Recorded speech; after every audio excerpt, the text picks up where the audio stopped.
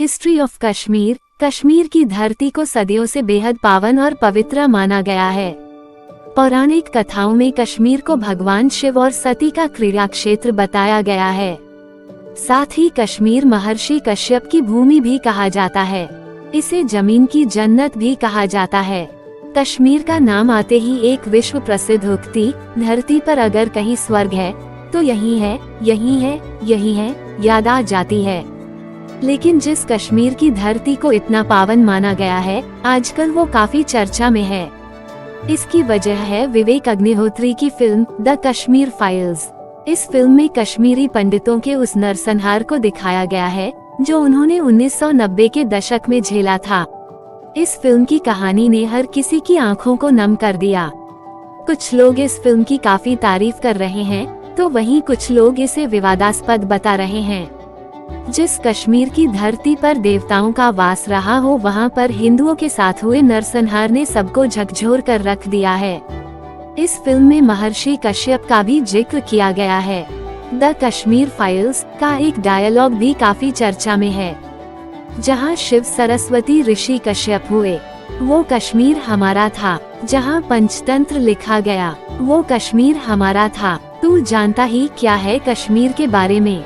इसी कड़ी में चलिए आज जानते हैं कि महर्षि कश्यप कौन थे और उनके नाम पर कश्मीर का नाम कैसे पड़ा। कैसे पड़ा कश्मीर का नाम? माना जाता है कि कश्यप ऋषि के नाम पर ही कश्मीर का प्राचीन नाम था। पौराणिक कथाओं के अनुसार जलोद्भाव नामक राक्षस ने ब्रह्मा के वरदान से आतंक फैला रखा था। इसके बाद देवताओं के आग्रह पर पक्षी रूप में भगवती ने चोंच में पत्थर रखकर राक्षस को मारा था।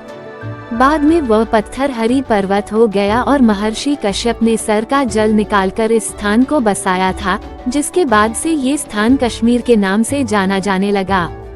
कौन थे महर्षि कश्यप? पुराणों के अनुसार सृष्टि की रचना और विकास के काल में धरती पर सर्वप्रथम भगवान ब्रह्मा जी प्रकट हुए। ब्रह्मा जी से दक्ष प्रजापति का जन्म हुआ। ब्रह्मा जी के निवेदन पर दक्ष प्रजापति ने अपनी पत्नी असिकनी के गर्भ से 66 कन्याएं पैदा की। इन कन्याओं में से 13 कन्याएं अदिति, दिति, दनु, काष्ठा, अरिष्टा, सुरसा, इला, मुनि, क्रोधवशा, ताम्रा, सुरभि, सुरसा, तिमि, विंता, कद्रु, पतांगी और यामिनी ऋषि कश्यप की पत्नियां बनी। इन्हीं कन्याओं से ही सृष्टि का सृजन हुआ और जिसके परिणाम स्वरूप महर्षि कश्यप जी सृष्टि के सृजक कहलाए।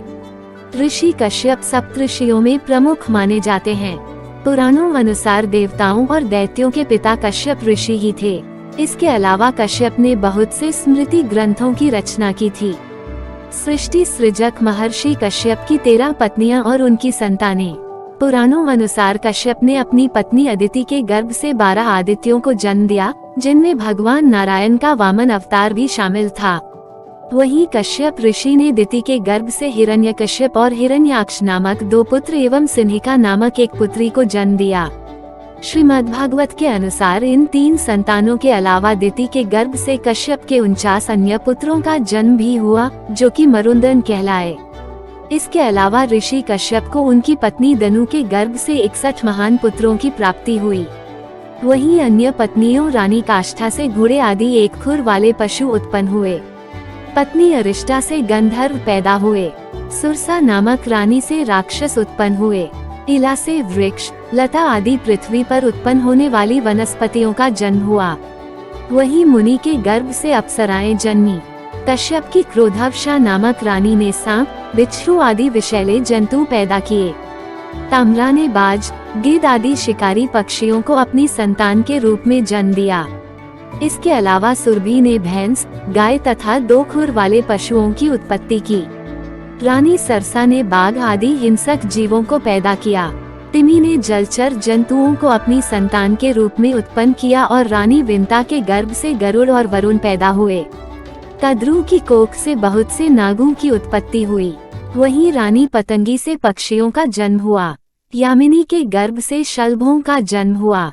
ब्रह्मा जी की आज्ञा से प्रजापति कश्यप ने वैश्वानर की 2 पुत्रियों पुलोमा और कालका के साथ भी विवाह किया। उनसे पौलोम और कालकेय नाम के 60,000 रणवीर दानवों का जन्म हुआ, जो कि कालांतर में निवात कवच के नाम से विख्यात हुए। मान्यता है कि इसी तरह सृष्टि की रचना हुई और महर्षि कश्यप सृष्टि के सृजक कहलाए।